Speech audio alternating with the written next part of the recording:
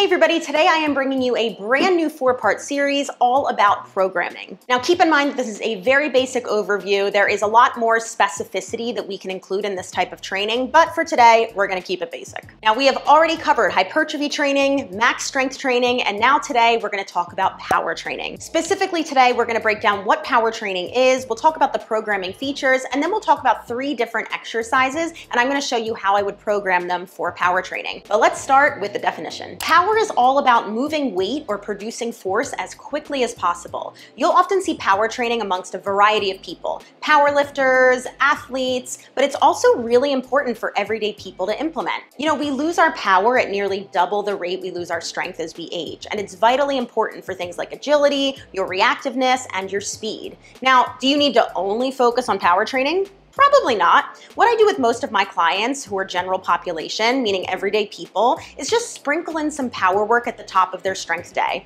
It's not only going to be more efficient in terms of energy expenditure, but you'll also get your nervous system really fired for the bulk of your strength work. So diving into some programming features, we'll start with our sets and reps. We're typically going to see 3 to 5 sets of 1 to 5 reps. You can also make the case though for anywhere up to 10 reps, but you really need to be careful that you're not getting into the realm of endurance training. I'd say it kind of depends on the exercise and the intensity programmed for the day. Our rest time for power training is typically going to be about 1 to 2 minutes. And again, this is going to depend on your rep range and the prescribed intensity of the day. Our RPE is going to be about 50 to 75%. So think like a 5 to 7.5 out of 10 intensity. And we're leaving about 2 to 5 reps in reserve. So you'll notice here, compared to things like hypertrophy and max strength, we're typically leaving a little bit more left in the tank. The big reason here is our why. We're trying to move weight as quickly as possible. The more reps we do, the more fatigue we'll experience, and therefore the less force we can produce. That's why with power work, you don't typically experience as much DOMS or delayed onset muscle soreness as other training focuses. And then finally, our tempo here is going to be explosive. The whole point is to move with speed.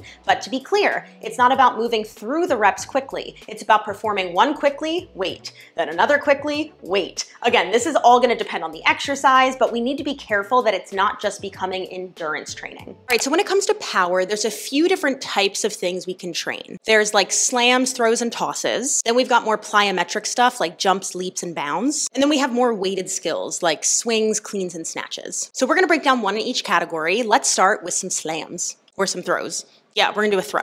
Okay, technically I actually call this a med ball chest pass. I don't really know what the technical term is, but here we are. This is one of my favorites if you are gonna be doing something in a horizontal press, so like a chest press or push-ups. This is a great one to add in at the beginning of your workout. Now we can do this from a lot of different positions. We can be half kneeling, tall kneeling, standing, split stance. We're gonna do this guy standing with both feet next to each other right into the wall. Remember with this, you don't need a crazy heavy weight. I would say something 10 pounds or less because the goal is to be moving this weight as quickly as possible. So I'm gonna stand here with my feet about hip to shoulder width apart. I'm actively pressing into the ball, and then I'm going to chuck it in as fast as I can. Take a little step back. So we press, squeeze everything, nothing else moves. What we don't want is to lean the rest of the body forward. For our programming, we're gonna do 3 sets of 6. This is gonna be a 5 out of 10 RPE or intensity, and our tempo is explosive. You only wanna have about 5 reps in reserve, and we're gonna take 60 seconds rest between sets. Next up, we're gonna break down the box jump. So this is gonna be a great one on a lower body day if you're working on some squats, if you're working on some deadlifts. We're basically gonna get the nervous system primed and ready to go very quickly. So we're gonna start right in front of the box, nice and close. You're gonna use those arms, load the glutes,